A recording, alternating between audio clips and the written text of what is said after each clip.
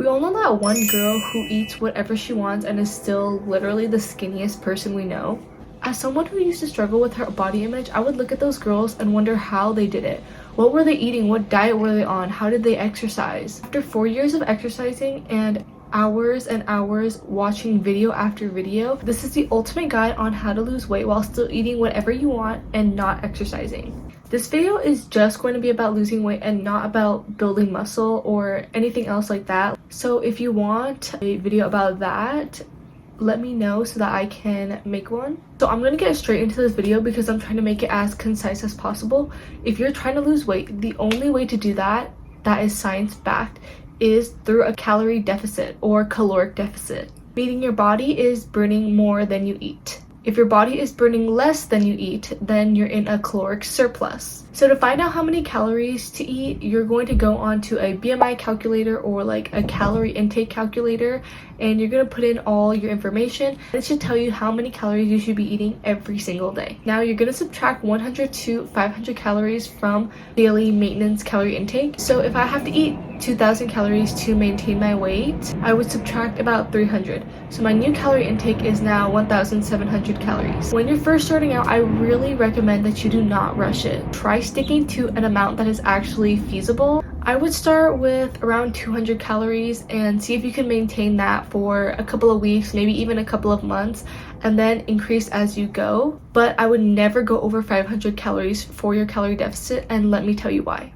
The truth of the matter is, a part of it will always be genetics. But that doesn't mean you can't achieve a similar body. We just have to understand the way our body works. So let me talk to you about metabolism. You've probably heard this term thrown around a lot. Metabolism is when your body is basically just breaking down food to make energy. Some people have a slower or faster metabolism than others. When I was younger, I just thought that I had a really slow metabolism, and for some people that might be true, but there are a few ways to boost your metabolism.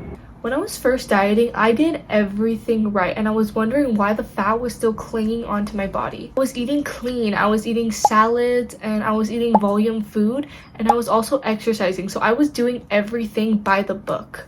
But what I didn't realize was that I was significantly under-fueling myself.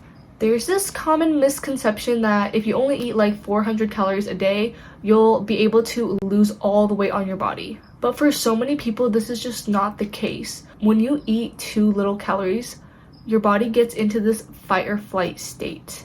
So this means that your body starts to hold on to fat to keep it running. This is why you could eat nothing but a few boiled eggs or a salad and still be losing less than someone who's on a caloric deficit of, let's say, 400 calories. This is why it's so important to not overdo your deficit. When you eat too little, it also slows down your metabolism because your body is trying to hold on to everything you eat in order for you to function. This is also the case when you're not getting enough sleep. When you don't get enough sleep, your cortisol rises, the stress hormone. Cortisol means that your metabolism will decrease and your appetite will increase.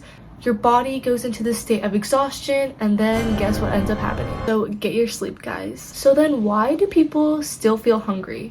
Why do people binge or somehow end up eating all their calories not even halfway through the day? It's not because they're eating more, it's because they're eating calorie-dense foods. Some examples of calorie-dense foods are things like cookies, cupcakes, fried food, oily food. Those all contain a lot of calories for just a small portion.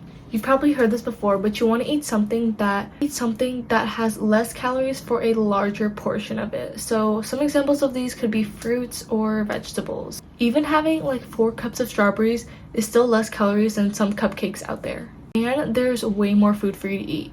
But you may be thinking, I still feel hungry an hour after I end up eating all that food. And that's where a common misconception comes into play. Just having volume does not fill you up. Like, sure, eating fruits is a good source of fiber and other nutrients, but having a balanced diet is so important to make you feel full. Because why do you think you're having so many cravings? You don't get cravings just because you want to eat that food. You also get it because you're getting a lack of some type of nutrients.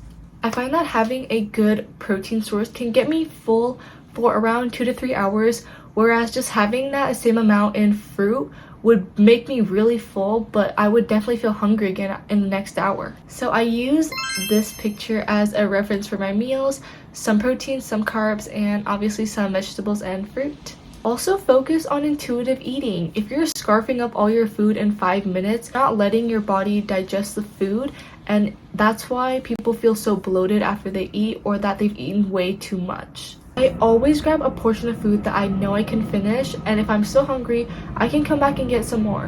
When you're eating a balanced diet, your body gets more of the nutrients it needs because they're getting it from a variety of different foods. This can help stop binging and cravings because your body is getting what it needs to thrive. Your body doesn't feel like it has to get it from your cravings.